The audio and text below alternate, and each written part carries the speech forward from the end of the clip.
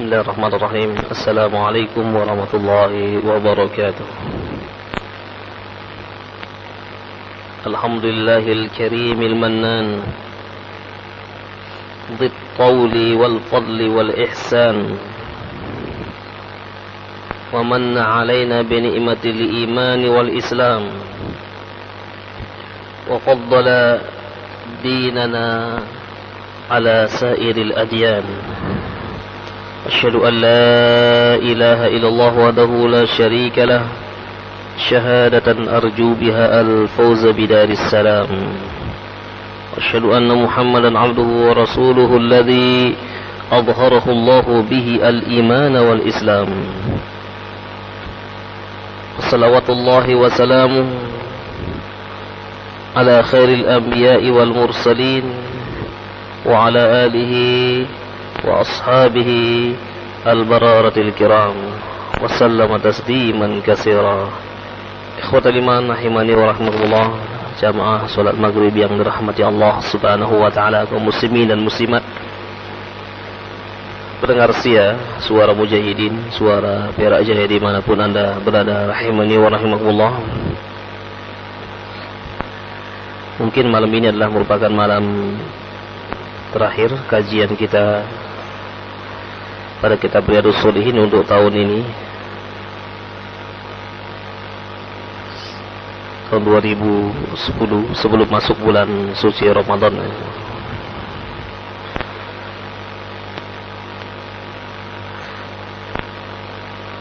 Pembahasan kita masih pada bab Ar-Raja, bab tentang optimis terhadap rahmat Allah Subhanahu wa taala.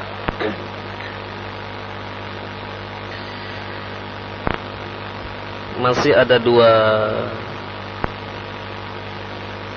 ayat lagi pada muqaddimah bab ini.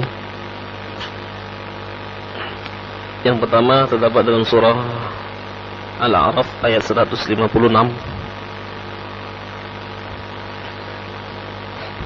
A'udzu billahi minasyaitonir rajim. Wa rahmati wasi'at kulla syai'in. Wa rahmati wasi'at kulla syai'. Dan ini ayat ini diambil di tengah-tengah oleh Imam An-Nawawi Abu Zakaria Asy-Syafi'i untuk menjelaskan tentang bahwa rahmatku, kata Allah Subhanahu wa taala, sangatlah luas. Jadi mencakup seluruh hamba-hambaku. Ketika kita mengucapkan Bismillahirrahmanirrahim, jadi situ Allah Subhanahu wa taala memiliki sifat rahmah Ar-Rahman, yaitu sifat rahmah Allah Subhanahu wa taala kepada seluruh makhluknya yang hidup di dunia ini. Tetapi kalau Rahim khusus kepada hamba-hambanya yang beriman saja nanti di akhirat. Jadi seolah-olah Imam An-Nawawi Abu Zakaria Asy-Syafi'i mengatakan kepada kita, janganlah kita berputus asa, sesungguhnya rahmat Allah itu sangatlah luas sekali. Kemudian di dalam ayat yang lain, pada ayat yang lain, surat Thaha ayat 48, wa qala ta'ala, a'udzu billahi minasyaitonir rajim, inna qad uhiya ilaina anna al-'adzaba 'ala man kadzdzaba wa tawalla. Sungguhnya telah diwahyukan kepada kami bahwa azab Allah itu akan ditimpakan kepada mereka yang kadzdzaba wa tawalla, yang mendustakan dan tidak mau beriman. Jadi azab Allah Subhanahu wa taala lah khusus ditimpakan kepada mereka yang mendustakan agama ini dan tidak mau beriman, tidak berislam. Baik, kemudian hadis yang pertama pada bab ini, wa an Ubadah ibn Samit, dari Ubadah bin Samit radhiyallahu anhu qala Rasulullah sallallahu alaihi wasallam, Rasulullah sallallahu alaihi wasallam bersabda, man syahida an la ilaha illallah wahdahu la syarika lah, siapa saja yang bersyahadat, itu menyaksikan bahwa tiada ilah yang patut disembah melainkan Allah dan tiada sekutu baginya, wa anna Muhammadan abduhu wa rasuluh, dan menyaksikan bahwa Muhammad adalah hambanya dan rasulnya, wa anna Isa abdullah wa rasuluh, dan menyaksikan bahwa Isa itu adalah hamba Allah dan rasulnya, wa kalimatuhu alqaha ila Maryam wa ruhum minhu, demikian juga kalimat-kalimat yang diwahyukan kepada Maryam, demikian juga ruh yang ditiupkan oleh Allah Subhanahu wa taala kepada Maryam. Wal jannata wan nar haqqun, adanya surga dan juga adanya neraka adalah hak. Adkhalahu Allahul jannata ala ma kana minal amal, maka Allah Subhanahu wa taala akan memasukkannya ke dalam surga sesuai dengan amalan yang dilakukannya. Muttafaqun alaih. Jadi hadis ini adalah berisi penegasan tentang siapa saja yang bersyahadatain, kemudian mengimani Isa bahwa dia adalah hamba Allah dan Rasulnya, serta yang ditiupkan kepadanya adalah ruhum min Allah Subhanahu wa ta'ala, kemudian adanya surga benar, demikian juga adanya neraka benar. Dia memiliki keyakinan seperti itu, maka Allah Subhanahu wa ta'ala akan memasukkan dia ke dalam surganya. Di dalam riwayat yang lain itu muttafaqun alaih Bukhari wa Muslim, dan riwayat yang lain wa fi riwayatin man syahida an la ilaha illallah wa anna Muhammadar Rasulullah harramallahu alaihi nar.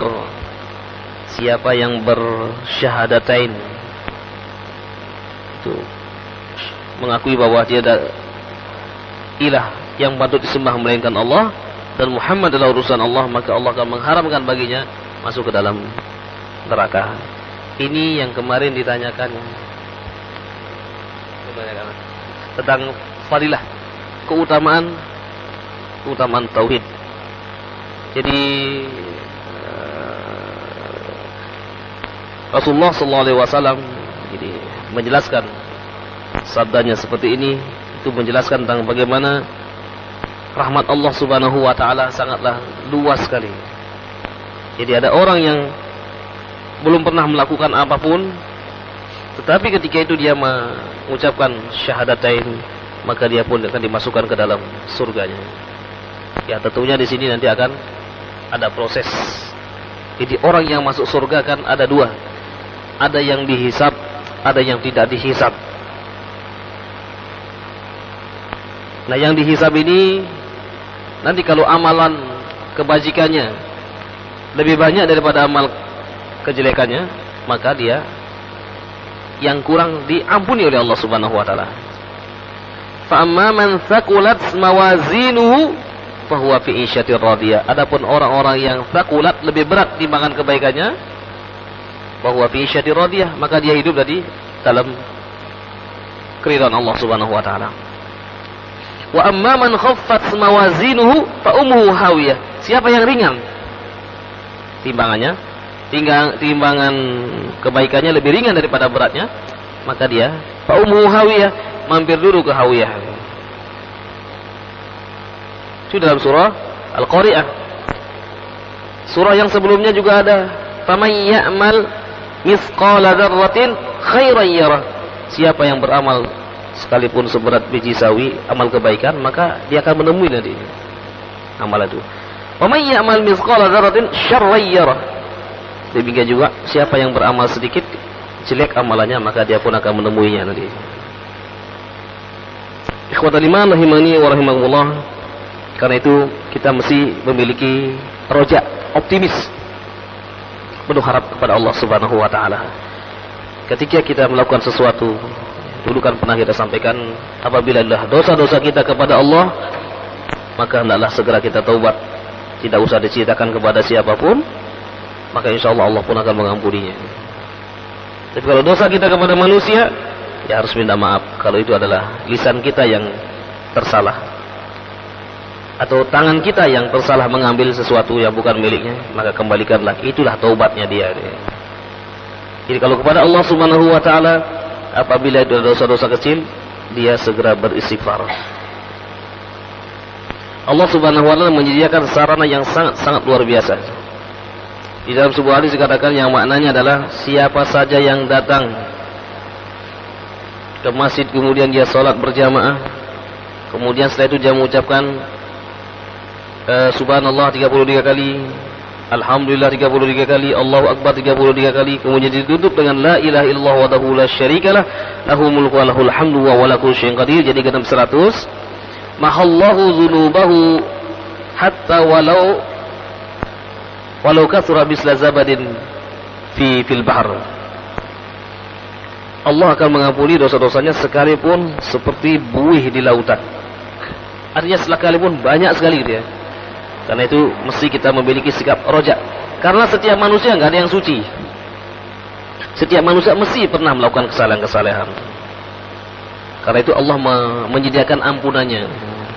Ya, kalau kita sudah salah, kemudian kita nggak mau taubat kepada Allah Subhanahu wa taala, padahal sarana sudah disediakan, sungguh sangat rugi sekali. Terlebih lagi kita nanti akan memasuki bulan suci Ramadan, kesempatan kita untuk beristighfar yang banyak, untuk membaca Quran banyak, untuk berdoa yang banyak, karena doa orang yang berpuasa tidak akan pernah ditolak oleh Allah Subhanahu wa taala.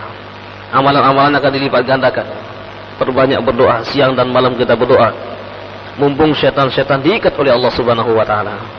Tetapi kalau Ramadan kita tidak mampu mengoptimalkan dengan ibadah, maka rugi gitu ya. Karena Ramadan itu adalah kita telah dibantu oleh Allah dengan diikatnya syaitan-syaitan. Tinggal bagaimana kita mengikat syaitan yang ada pada diri kita. Baik, kemudian yang berikutnya wa an Abi Dzarrin, dari Abi Dzar radhiyallahu anhu, sahibu zuhdin, sahabat Nabi yang zuhud, Abu Dzar Al-Ghifari. Tapi dia tidak pernah absen dalam perang. Dia mesti hadir terus sekalipun paling belakang. Karena kuda yang dituangi sudah tua dia. Jadi beliau punya semangat ikut berperang terus bersama Rasulullah sallallahu alaihi wasallam, sekalipun dia harus paling belakang karena memang kudanya sudah tua. Qala an-nabiy sallallahu alaihi wasallam, Nabi sallallahu alaihi wasallam bersabda, yaqulullahu azza wa jalla, Allah Subhanahu wa taala berfirman, ini hadis kursi. Jadi kalau kita baca redaksi hadis kursi itu, kata Rasulullah mengatakan yaqulullahu azza wa jalla. Di dalam riwayat lain qala Allah azza wa jalla. Di dalam riwayat yang lain wa fi riwayatin an rabbih, sebagaimana yang diriwayatkan dari Tuhannya, itu Allah Subhanahu wa taala. Apa firman Allah di sini? Man jaa bil hasanati falahu asyru amsalha au azyad. Siapa saja yang datang dengan kebaikan, maka baginya 10 kali lipat kebaikan, au azyad, atau lebih daripada itu. Wa man jaa bis sayyi'ati fajazaa'u sayyi'ah misluha au aghfiru. Masyaallah, luar biasa dia. Siapa yang datang dengan kejelekan, dengan satu kejelekan, aku pun akan membalasnya dengan satu juga. Bahkan aku akan ampuni. Mungkin dia belum pernah berbuat dosa, kemudian ketika itu digoda sama syaitan, kemudian dia berbuat dosa, kemudian dia istighfar, Allah akan ampuni. Ya, Allah Subhanahu wa taala maha luas rahmatnya. Siapa yang mengerjakan kebaikan, satu kebaikan diberikan ganjaran 10 kali lipat. Sedangkan melakukan kejelekan akan ditulis cuma satu, bahkan Allah akan mengampuninya. Wa man taqarraba minni shibran taqarrabtu minhu zira'an. Siapa saja yang mendekat denganku dengan satu langkah, satu apa namanya? Satu jengkal ya. Maka aku akan mendekat kepadanya satu zira'. Zira' segini. Jadi apa? Satu hasta itu. Nabi Adam itu tingginya 60 zira. Nabi Adam itu tingginya situna zira'an, 60 hasta. Berarti berapa meter? Kenapa? Ini kan kira-kira setengah meter. Jadi kira-kira tingginya 30 meter ya. Jadi disebutkan di dalam hadis seperti itu. Jadi siapa saja yang mendekat kepada Allah dengan satu jengkal, maka Allah akan mendekat dengan satu zira', satu hasta. Wa man taqarraba minni zira'an taqarrabtu minhu ba'an. Siapa saja yang mendekat kepadaku satu zira', satu hasta, maka kata Allah Subhanahu wa taala, dia akan mendekat lebih jauh lagi gitu ya. Jadi lebih jauh lagi dia akan, Allah Subhanahu wa taala akan mendekatinya. Jadi lebih banyak ganjarannya gitu. Wa man atani yamshi ataituhu harwalatan. Siapa yang datang kepadaku dengan berjalan kaki, aku akan mendatanginya dengan berlari. Harwalah, lari-lari kecil. Jadi sambutannya Allah luar biasa ya. Sangat luar biasa. Ketika kita semangat datang ke masjid, Allah sudah menyambut kita dengan harwalah gitu ya. Ya kita jangan sampai membayangkan gimana Allah menyambut kita. Sudah kita yakin saja dengan apa yang disabdakan oleh Rasulullah sallallahu alaihi wasallam. Wa man laqiyani bi qurabil ardi khati'atan la yusyriku bi syai'an laqituhu bimisliha maghfiratan. Siapa saja yang nanti datang pada hari kiamat dengan membawa dosa-dosa sebanyak tanah, sebanyak bumi, dosanya banyak sekali dia. Tetapi la yusyriku bi syai'an, dia tidak pernah menyekutukan aku, laqaitu bimisliha maghfiratan, aku akan mengampuni semuanya. Jadi Allah akan mengampuni dosa-dosanya semua gitu. Asalkan dia tidak menyekutukan Allah Subhanahu wa taala, tidak menyembah selain Allah. Jadi kalau dia sudah menyekutukan Allah Subhanahu wa taala, nah ini akan diharamkan baginya masuk ke dalam surga. Tetapi kalau dia tidak menyekutukan Allah, sekalipun banyak sekali kesalahan-kesalahan yang dia lakukan, maka Allah Subhanahu wa taala akan mengampuni semuanya ini. Begitu besar nikmat Allah Subhanahu wa taala yang diberikan kepada umat ini. Nah, sekarang bagaimana kita menyambut nikmat Allah ini ya? Jadi fursah, kesempatan untuk melakukan kebaikan-kebaikan lah. Ramadan lah saatnya gitu. Ramadan mungkin 30 hari, mungkin 29 hari, sangat singkat sekali gitu. Jadi hendaklah betul-betul kita mengoptimalkan Ramadan ini untuk memperbanyak melakukan kebaikan. Baik, jadi hadis ini adalah merupakan hadis yang azimun jiddan. Jadi memberikan semangat kepada umat ini supaya dia tidak putus asa. Ada orang yang sudah putus asa. Jadi dia sudah melakukan perbuatan-perbuatan jelek. Dia berputus asa. Paling Allah tidak mengampuni saya. Ini keliru sekali. Dia tetap optimis. Dia optimis. Innallaha la yughayyiru ma biqaumin hatta yughayyiru ma bi anfusihim. Allah tidak akan pernah merubah nasib satu kaum kecuali dia berubah dirinya sendiri. Kalau ingin berubah ya kita berubah. Allah akan membantu kita. Tetapi kalau kita ragu-ragu, maka hasilnya pun nanti ragu-ragu juga dia. Karena itulah ikhwatal iman rahimani wa rahimakumullah, pernah kita sampaikan juga ketika kita masuk bulan Ramadan, sudah sami'na wa ata'na. Saya puasa dengan ikhlas semata-mata karena Allah, ringan. Semuanya akan ringan. Tapi kalau tidak, kalau ragu-ragu, jadi puasa kita nanti tidak akan bisa sempurna gitu. Sudah, ini perintah Allah, ada hikmah. Ada yang mengatakan, waduh saya ini punya sakit mah, ini gimana ini? Bismillah, coba puasa. Ya Allah, saya berpuasa, mohon kepadamu keberkahanmu ya Allah. Insya Allah, Allah Subhanahu wa taala pun akan memperhatikan.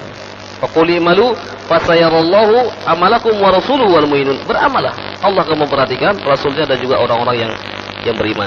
Jadi intinya adalah la raib, jangan ragu-ragu. Yang ketiga, wa an Jabir radhiyallahu anhu qala jaa a'rabiyyun ila an-nabi sallallahu alaihi wasallam. Datang orang Arab Badui dia. Orang tinggal di gunung menemui Rasulullah sallallahu alaihi wasallam. Faqala ya Rasulullah, mal mujibatani faqala man mata la yusyriku billahi syai'an dakhala al-jannah wa man mata yusyrik billahi syai'an dakhala an-nar. Apa sih dua yang wajib itu? Maksudnya di sini wajib masuk neraka, wajib masuk surga ya. Rasulullah kemudian mengatakan siapa saja yang meninggal dan tidak menyekutukan Allah maka masuk surga ya. Dan siapa yang meninggal dengan menyekutukan Allah Subhanahu wa taala maka dia akan masuk ke dalam neraka ya. Jadi siapa yang meninggal tidak menyekutukan Allah maka dia masuk ke dalam surga. Tetapi yang menyekutukan Allah maka dia akan masuk ke dalam nerakanya. Kemudian hadis yang berikutnya wa an Anas radhiyallahu anhu anna an-nabiy sallallahu alaihi wasallam wa Muadz radifuhu ala rahli.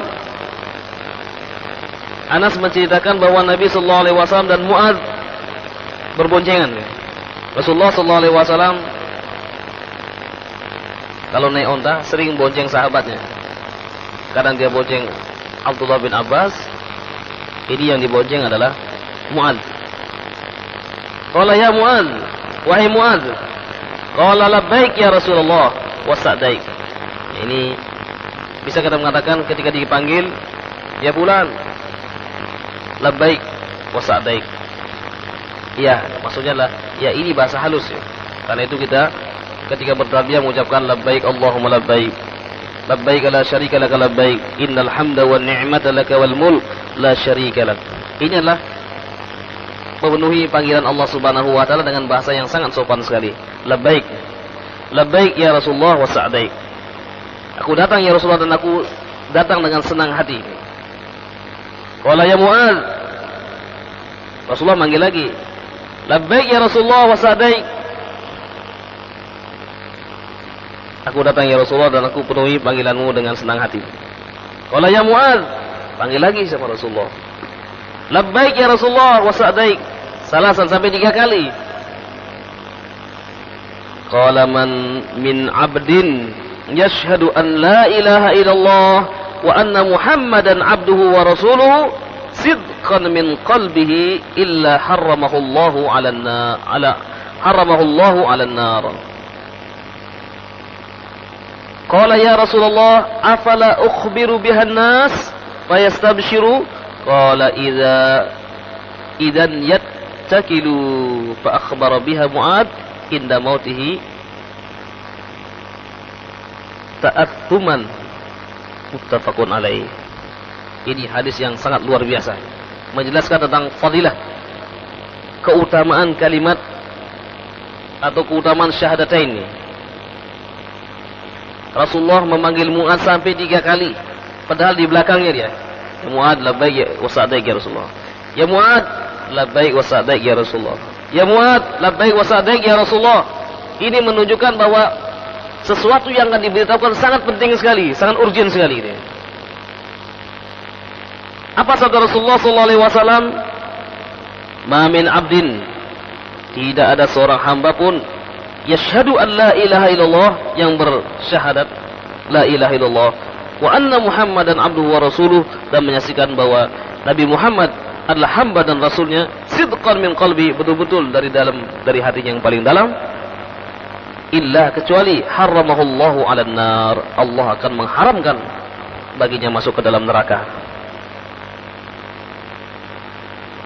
Kemudian Muadz mengatakan, ya Rasulullah, apakah saya beritahukan kepada manusia?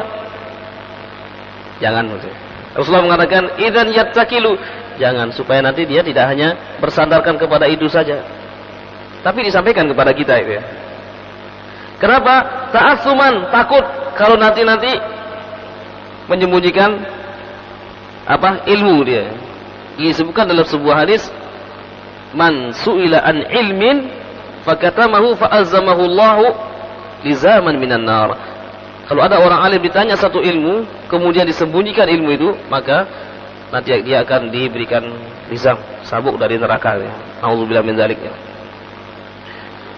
Jadi Mu'adz bin Jabal radhiyallahu anhu ardhahu, sahabat Rasulullah sallallahu alaihi wasallam, yang beliau juga pernah dimarahi dia, karena pada saat itu salat panjang sekali dia. Salat Isya baca surah Al-Baqarah dia. Kan panjang sekali, berapa ayat itu. Sehingga ada seorang yang ketika itu sholat sendiri ke belakangnya. Kemudian setelah itu dia pulang. Kemudian Mu'adz mengatakan, huwa munafik, itu orang munafik. Kemudian Mu'adz dipanggil, karena orang ini mengadu kepada Rasulullah, ya Rasulullah, kemarin saya sholat bersama Mu'adz, saya ini terus dibilang munafik sama Mu'adz. Itu kenapa? Oh, dia sudah terlambat, tapi bacaannya panjang sekali, surah Al-Baqarah nih. Akhirnya saya sholat sendiri karena saya sudah ngantuk. Saya sholat kemudian saya tidur. Karena setiap hari saya kerja di kebun. Kemudian Mu'adz dipanggil oleh Rasulullah. Ya Mu'adz, afattanun anta ya Mu'adz, afattanun anta ya Mu'adz, afattanun ya Mu'adz, yassiru wa la tu'assiru, basyiru wa la tudaffiru. Fa idza amamta faqra bisabbihi isma rabbikal a'la wasyamsi wa duhaha was-sama'i wat-tariq wat-tini waz-zaitun. Kata Rasulullah SAW, kau telah membuat fitnah wahai Mu'adz. Membuat fitnah kamu, menuduh orang tanpa ada landasan syar'i. Ini kan nggak boleh dia. Maka pada hadis yang berikutnya sangat luar biasa. Menuduh orang, mengatakan orang itu munafik, tapi nggak ada landasan syar'i. Di sini ada hadis yang bisa. Sebentar lagi kita akan baca. Kemudian Rasulullah mengatakan, yassiru wa la tu'assiru. Mudahkan, jangan bikin sulit agama ini. Basyiru wa la tunaffiru. Beri berita gembira, jangan nakut-nakutin orang. Siapa yang sholat, siapa yang ini, tapi dari kafir, waduh. Sulit kita hidup ya. Jadi ketika kita melakukan bersyahadattain kemudian dikafirkan oleh orang, masya Allah, ma'udzubillah min dzalik itu. Sulit hidup ini. Jangan bikin sulit hidup ini. Mudahkan. Kemudian Rasulullah mengatakan, kalau kamu sholat Isya, maka bacalah sabbihi isma rabbikal a'la, bacalah wasyamsi wa duhaha, bacalah was-sama'i wat-tariq, bacalah wat-tini waz-zaitun. Tapi Rasulullah pun pernah membaca ayat yang panjang, ahyanan wa ahyanan. Jadi tidak pendek terus dan juga tidak panjang terus, kadang panjang juga kadang pendek. Rasulullah pernah membaca surah Al-A'raf pada saat sholat Isya. Surah Al-A'raf itu 205 ayat. Ini pada sholat Isya. Kalau dibaca di sini nanti pada tidur subuh gitu. Kita sudah pendek-pendek dia, insyaallah. Baik, yang tadi hadis yang saya ingin saya bacakan ini sangat penting sekali gitu ya. Wa an Utsban ibn Malik wa huwa mimman syahida Badran. Dari Itban bin Malik, dia termasuk orang yang menyaksikan perang Badar. Kata Rasulullah, orang yang ikut perang Badar diampuni dosanya oleh Allah Subhanahu wa taala ya. Qala kuntu usolli liqaumi Bani Salim. Saya ini menjadi imam untuk Bani Salim. Bani Salim ya. Di sini misalnya desa mana gitu ya. Desa Salim ya. Bani ini ada keturunan Salim ya. Wa kana yahulu baini wa bainahum wadin. Idza ja'atil amtar fayashqu 'alayya iztiyazuhu kibala masjidihim, faji'tu Rasulullah sallallahu alaihi wasallam faqultu lahu inni angkartu basari. Kemudian Itban ini mengatakan, antara masjid saya ini dengan dengan rumah saya ini ada sesuatu yang menghalangi saya, sulit. Kalau apalagi terjadi hujan ya, terjadi banjir, sanakan kalau hujan banjir ya. Jadi orang nggak bisa lewat. Sehingga saya ini sulit mau datang ke masjid. Faqultu lahu inni ankartu basari wa innal wadi alladhi baini wa baina qaumi yasilu idza ja'atil amtar fayashqu 'alai iztiyazuhu fawaditu annaka ta'ti fatusalli fi baiti makanan attakhiduhu musalla. Saya ini ketika sudah enggak bisa melihat ya, apalagi kalau sudah hujan, enggak bisa saya datang ke masjid lagi gitu. Karena ada wadi di situ. Ya Rasul. Kemudian dia mendatangi Rasulullah sallallahu alaihi wasallam. Aku ingin kalau Rasulullah ini sholat di rumahku, dan ketika dia sholat aku jadikan tempatnya itu sebagai tempat sholat itu. Begitulah sahabat-sahabat dulu mengundang Rasulullah sallallahu alaihi wasallam. Ketika dia bangun rumah, kemudian di situ ada musola, jadi Rasulullah selalu sholat dulu di situ. Maka Rasulullah sa'af'al, kalau begitu saya akan datang. Rasulullah memenuhi undangan siapa saja yang mengundangnya, tanpa melihat siapa yang mengundangnya. Faqadara Ali ya Rasulullah. Kemudian Rasulullah pun datang. Wa Abu Bakar juga datang. Radhiyallahu anhu. Ba'da mashtadda an-nahar. Ketika sudah mulai terik matahari ya. Jadi masih pagi tapi sudah mulai terik matahari. Wasta'dzana Rasulullah fa'adzintu lahu. Falamma yajlis hatta qala. Kemudian Rasulullah minta izin duduk. Jadi ada larangan kalau orang yang sudah terbiasa duduk di rumahnya di tempat itu, maka ketika kita bertamu dilarang gitu, duduk di tempat orang itu. Minta izin dulu, kalau diizinkan fadhol silakan. Sama juga ketika di situ majelis, itu memang sudah merupakan majelis, maksudnya majelis pengajian seperti ini. Kemudian dia duduk di situ, itu adalah ada larangan di dalam agama ini. Jadi ini untuk menghormati bagi mereka-mereka yang akan menyampaikan tausiah. Dalam hal ini adalah dulu Rasulullah SAW melarang. Jadi orang yang ketika sudah terbiasa menjadi tempat duduknya di rumahnya, kemudian tiba-tiba ada datang tamu, kemudian duduk di situ, kecuali dia mendapatkan izin. Nah, Rasulullah SAW sebelum duduk minta izin, boleh nggak saya duduk? Padahal beliau adalah pemimpin umat ini, qudwatuna, contoh dan uswah kita. Kemudian fa'adzitu lahu. Falam yajlis hatta qala. Rasulullah tidak duduk ketika itu sampai Rasulullah mengatakan, "Aina tuhibbu an usalliya fi baitika?" Di mana? Di bagian mana rumahmu yang ingin kau jadikan sebagai mushola? Kemudian mengatakan, "Fa asyartu lahu ilal makan alladhi uhibbu an usalliya fihi." Kemudian aku tunjukkan, di situ ya Rasulullah tempatnya. Faqama Rasulullah sallallahu alaihi wasallam fakabbara wa safatna wara'ahu fa shalla rak'ataini. Kemudian Rasulullah pun takbir, kemudian saya dengan Abu Bakar pun menjadi makmum. Ini salat apa ini kira-kira?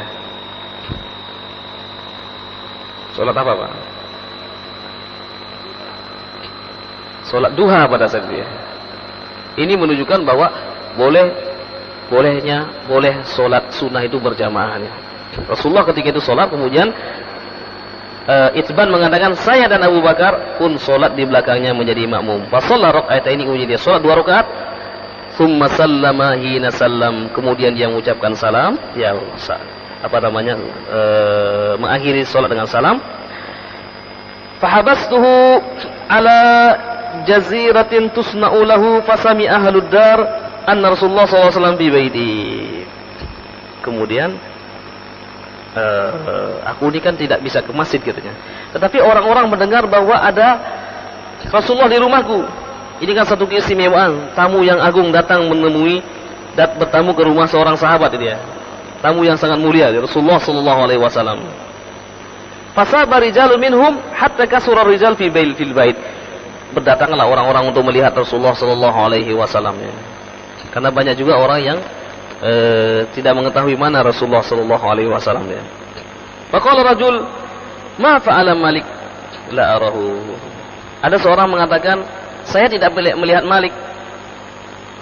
Faqala rajul, "Dzalika munafik." Nah, ini balikan. Dia munafik.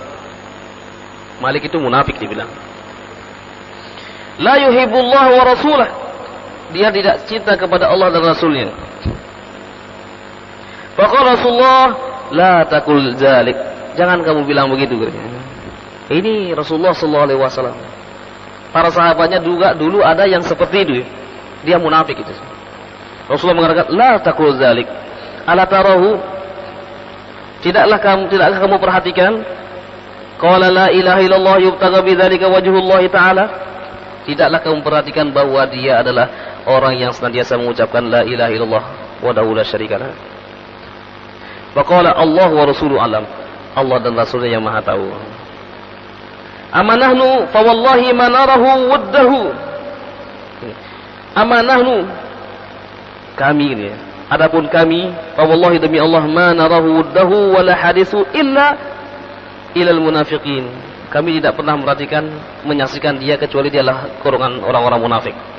Faqala Rasulullah, fa innallaha qad harrama 'alan nar man qala la ilaha illallah yabtaghi bidzalika wajh Allah. Rasulullah kemudian mengatakan lagi bahwa sesungguhnya Allah Subhanahu wa taala mengharamkan bagi orang yang mengucapkan la ilaha illallah karena mengharapkan ridha Allah Subhanahu wa taala. Jadi artinya jangan sampai kita ini dengan lancang ya, mengatakan kepada saudara-saudara kita itu munafik, apalagi kita berani menuduh bahwa dia adalah kafir. Ini naudzubillah min dzalik, akan terkena hadis Rasulullah sallallahu alaihi wasallam. Orang itu mengatakan kami menyaksikan orangnya itu munafik, tapi Rasulullah lagi mengatakan sesungguhnya Allah mengharamkan bagi orang itu adalah neraka karena dia mengucapkan la ilaha illallah, mengharapkan ridha Allah Subhanahu wa taala. Ikhwatal iman rahimani wa rahimakumullah.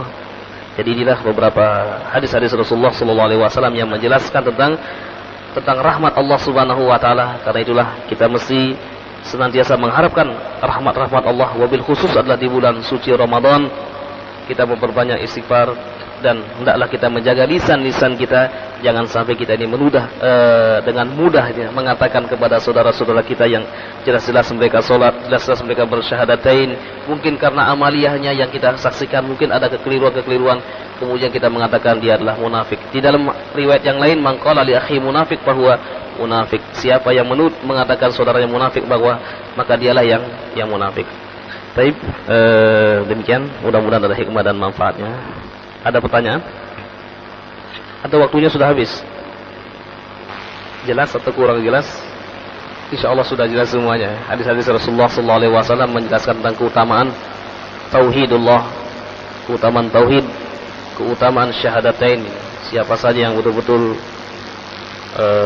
mengucapkannya, kemudian istiqomah di dalam menjalankan syariatnya, maka Allah Subhanahu wa taala pun akan memperhatikan dan memasukkan dia ke dalam surganya. Mudah-mudahan sekali lagi apa yang kita sampaikan pada kesempatan yang berbahagia ini di akhir pertemuan di ujung bulan Sya'ban ini dapat kita ambil hikmah dan manfaatnya.